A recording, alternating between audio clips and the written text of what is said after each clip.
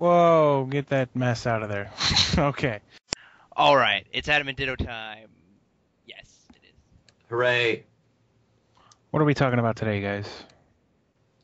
Well, it looks like we're widening our spectrum and decided to talk about a movie today. Oh man, Toy Story 3, folks. hold on to your pants. Yeah, The we've best mentioned of the Pixar like a three. half dozen times in our videos, and so I guess it was bound to happen. If you know anything about us by now, it's that we love Pixar and Toy Story especially. Toy Story especially, yes.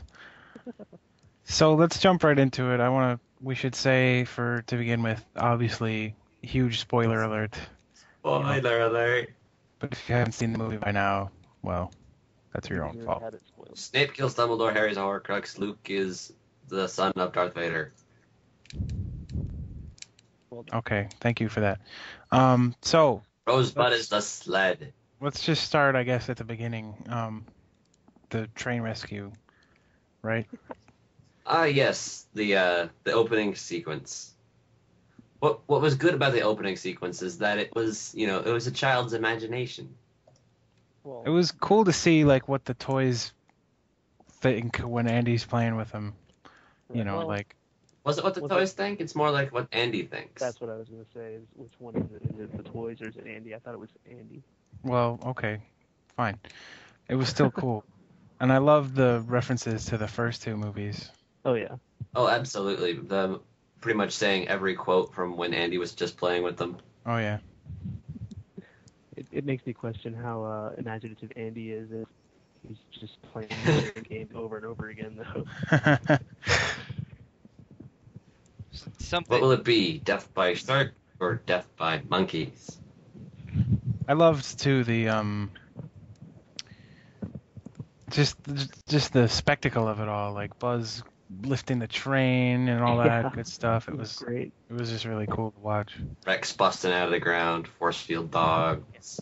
That was my favorite part. Was they brought back the dinosaur that eats.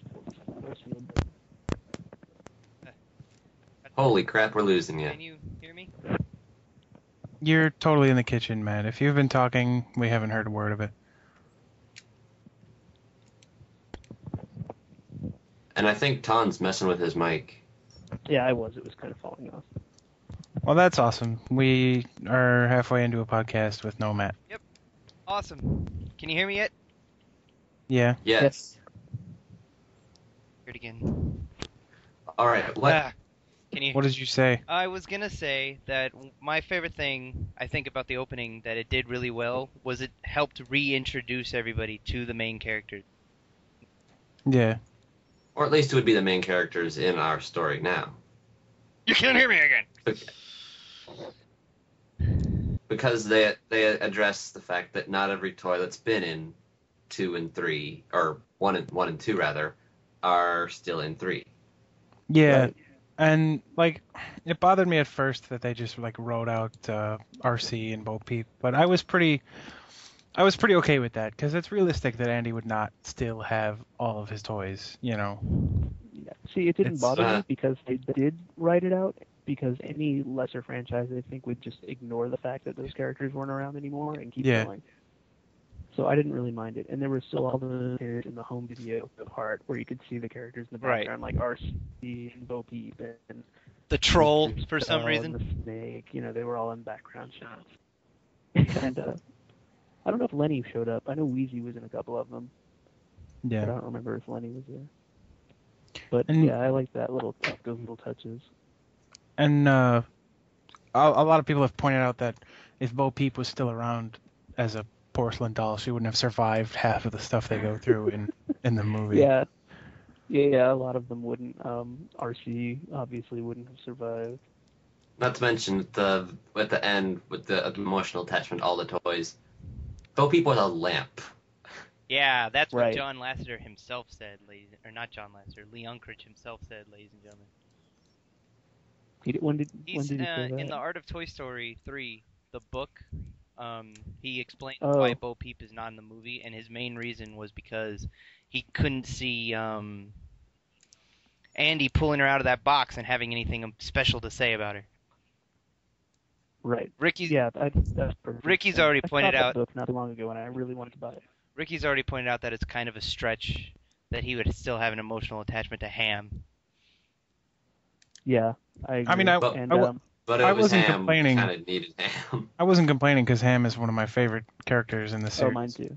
No, but I thought that too. I and thought his- that it was kind of strange that he would. And just is take John him over him. Ratzenberger, and Right. that's reason 3 why he stayed in the movie. But Right. more than Ham, I think the emotional attachment to Mrs. Potato Head, who they established was Molly's toy anyway. Was a little strange, I guess. Yeah. But you know, who cares? Who does care? Yeah. She turned out to be. Here's what impressed me. Andy was.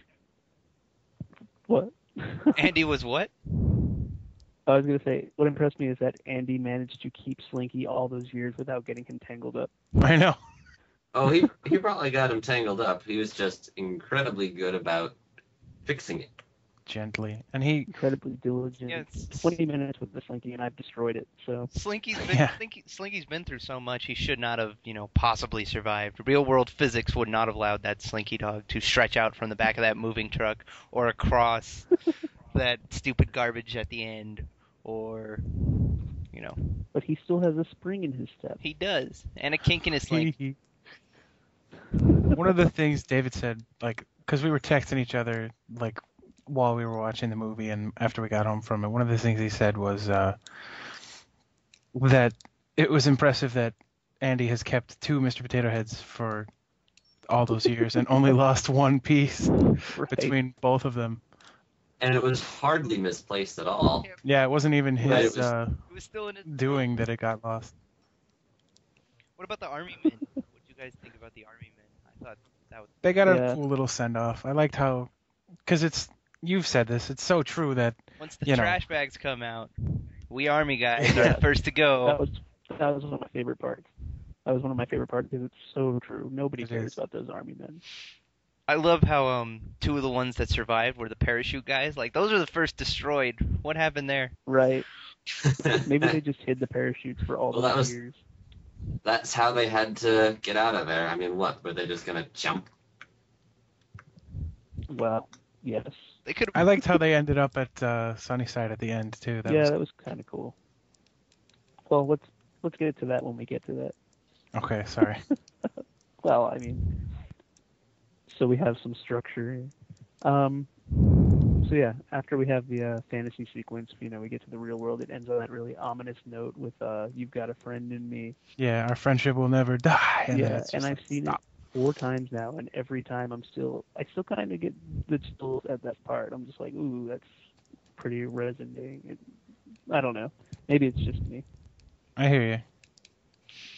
and I'm prepared for it. Yeah, that whole movie still makes me. I've seen it 4 times too, and there's still parts that I'm like, man, this is such a good movie. But